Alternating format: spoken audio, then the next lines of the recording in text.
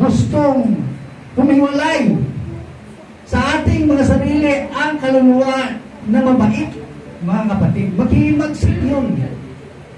Dahil hindi pa naman ang katapusan ng ating buhay, ay nandoon ang dalawang bagay sa ating katawan, ang mabuti at ang masama. Kaya binigyan niya tayo ng isang halimbawa, nagbahagi na ng ating paglilingkod, mga kapatid. Ang paglilingkod na ito ay sinasabi ng ating Panginoon, kahit na anong mangyari, kahit na anong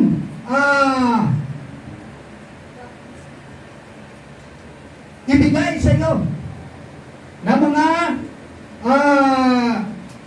halimbawang pagsubok na dumarating, tiisin mo yun, mga kapatid, dahil ang Diyos na ating pinanlilingkuran ay siyang ating sundin.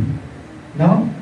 Kung ating basahin sa unang Pedro 2:21 hanggang talata 24, ang pagtitiis ng hirap ay bahagi ng pagkatawag sa inyo ng Diyos, sapagkat nang si Kristo ay magtiis para sa inyo, binigyan niya tayo ng isang halimbawang dapat tularan. Ano ang mga tularan natin, mga kapatid? Hindi siya gumawa ng anumang kasalanan o nagsisinungaling kailanman. 23, nang siya'y insultuhin, hindi siya gumanti. Nang siya'y pahirapan, hindi siya nagbanta, sa halip ipinaubaya niya ang lahat sa Diyos na makatarungan kung humatol. Ganun dapat tayo, mga kapatid. Ang isa sa mga halimbawa na ibinigay ng Panginoon Diyos, reminder lang to, mga kapatid, upang hindi tayo mahiwalay sa Diyos. Sa kanyang pagkamatay sa krus, pinasan niya ang bigat ng ating kasalanan upang tayo mamatay na sa kasalanan ay mabuhay ayon sa kalooban ng Diyos. Kayo'y pinagaling na sa pamamagitan ng kanyang mga sugat. Magaling na tayo, mga kapatid, malaya na tayo dapat sa ating paglilingkod. Ngunit may hadlang. Ang hadlang na yan ang siyang nagpagalit sa ating kaluluwa.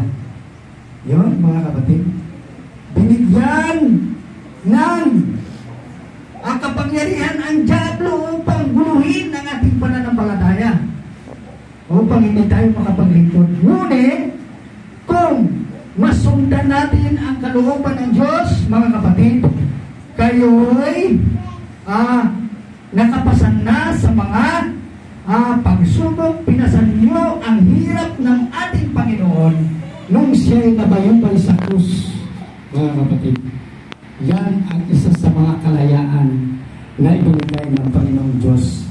Ang kasalanan, natupad na niya. Ang kasalanan ay siyang pagwagi ng ating Panginoong Jesucristo doon sa Kalbaryo.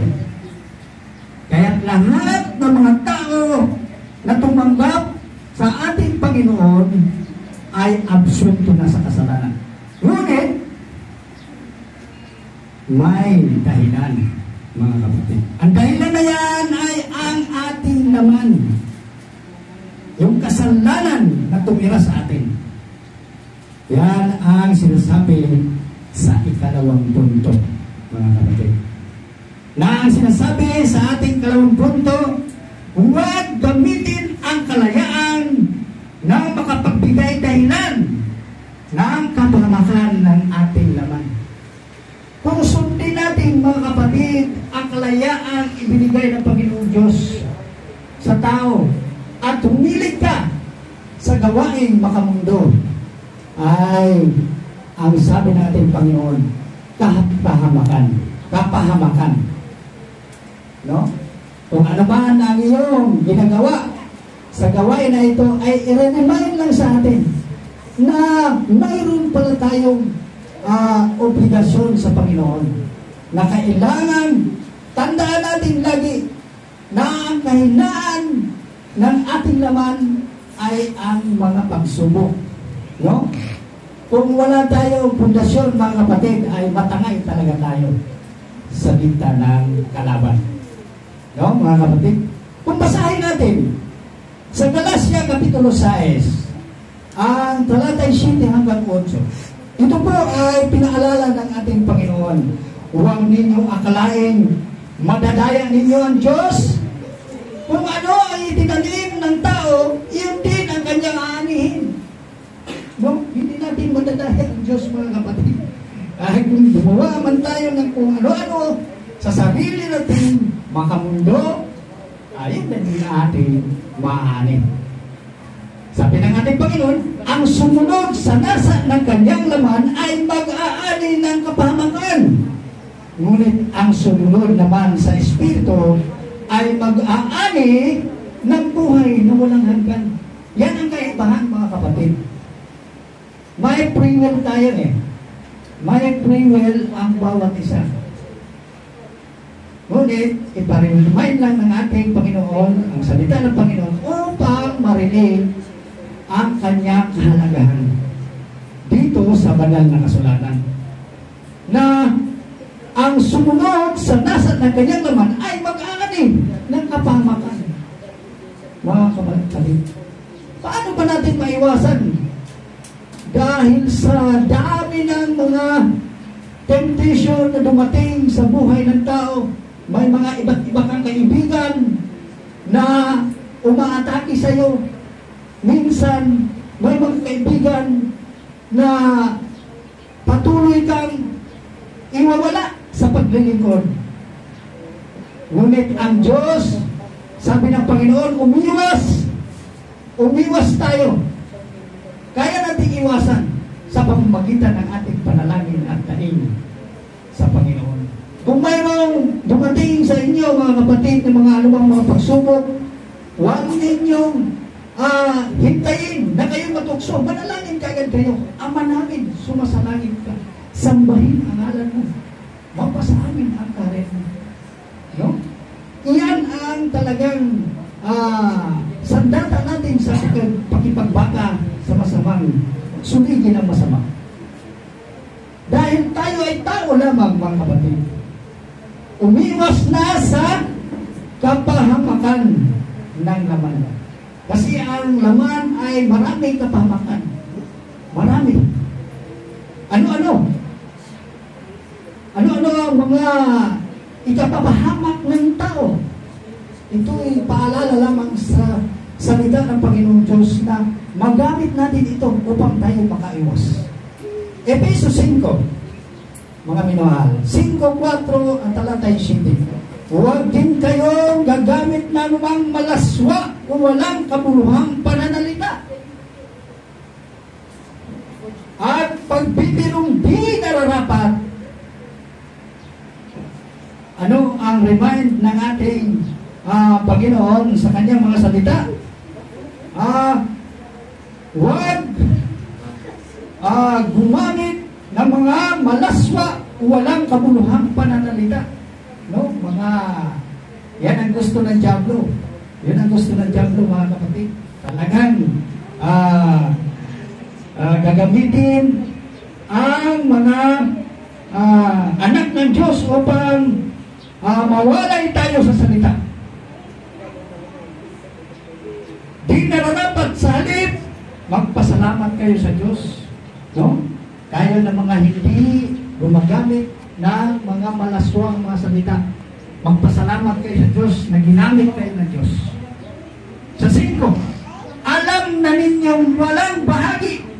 No? Alam na ninyong walang bahagi sa karya ng Kristo at ng Diyos ang taong nakikiapit, mahalay o sakim, sapagkat ang kasakiman ay isang uri ng pagsamba sa Diyos-Diyosan.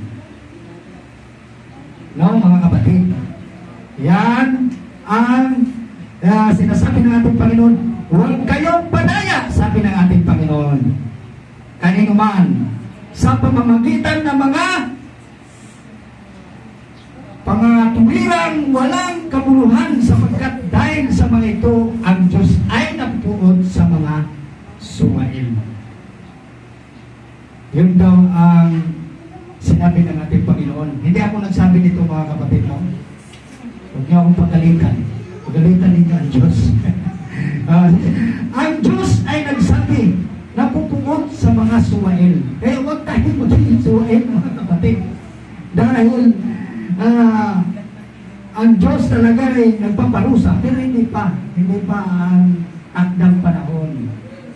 Binigyan pa tayo ng kalayaan. Ang kalayaan na yan ay dalawang klase, mga kapatid. Kalayaan na gamitin natin sa paglilingkod. Ang kalayaan ay gamitin natin sa mga bagay na hindi karapat-dapat. Huwag natin gamitin ang hindi karapat-dapat para sa Panginoon. Na ito nga, sinasabi ng ating Panginoon, kaya huwag kayong, sabi ng ating Panginoon sa city, kaya huwag kayong nakaayong makikisama sa kanila. Pinapaiwas tayo, mga kapatid, dahil kapahamakan ang mga nasa mundong mga gawain. Kapahamakan talaga, mga kapatid, dahil naranasan ko yan nung ako'y nasa proseso pa ng pagbabago. Totoo yan, mga kapatid. Dahil ako isang lasinggo nung araw. Tinawag ako ng Panginoon upang paglingkuran siya. Paglingkuran. Naway, tuloy-tuloy ang ating paglilingkod, mga kapatid. Tuloy-tuloy, bawang Panginoon. Na huwag na tayong makisama sa mga taong gumagawa ng mga bagay na walang kabuluhan. No? Sayang ang ating paglilingkod sa Diyos. Sayang ang ating pagkikilala na si Kristo ay napako sa krus at nagbigay ng kapatawaran sa ating mga kasalanan. Sayang. Sabi nga natin, Panginoon, sa Efesios 5, ang talatay 15 hanggang 18, kaya't mag-iingat kayo kung paano kayo mamumuhay. Mamuhay kayong tulad ng matatalino at di tulad ng mga mangmang.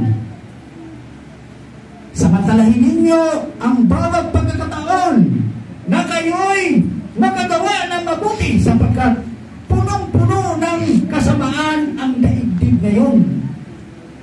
Lalo na sa sinabi ng ating pastor na si Ezekiel na ang media ay siyang pangunahing nagpapasira sa ating mga kaisipan.